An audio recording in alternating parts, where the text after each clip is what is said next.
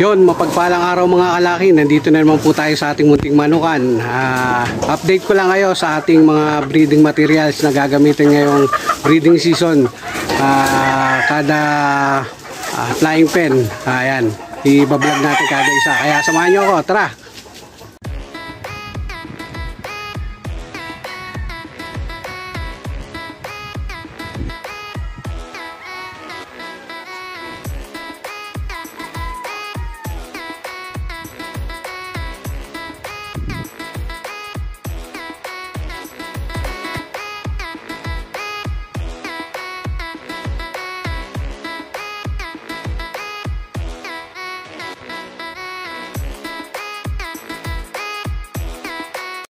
So mga kalaki, ito yung ating breeding pen number 1. Ito po yung ating isasalang.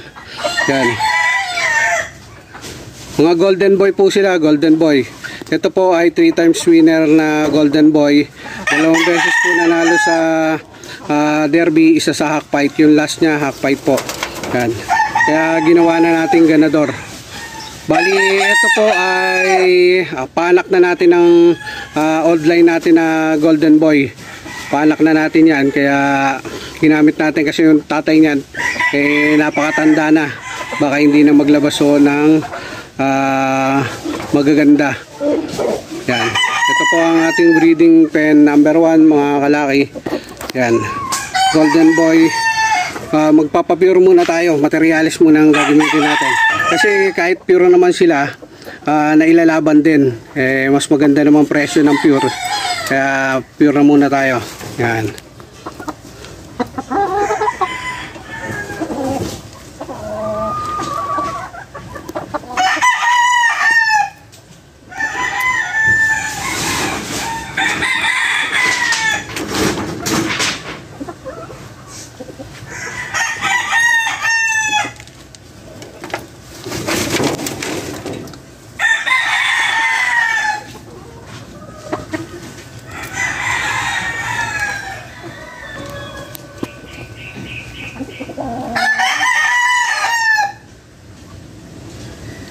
EJ line po to mga kalaki. Yan, EJ line to ang ating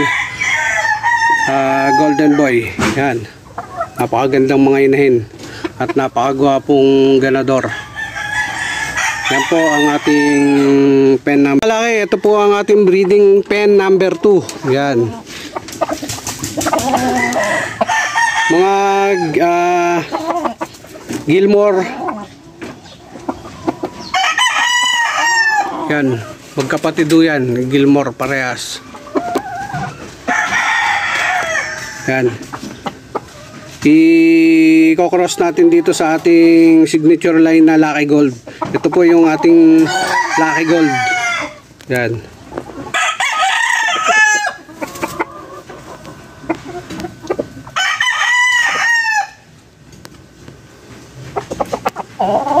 Ito po yung ating breeding pen number 2.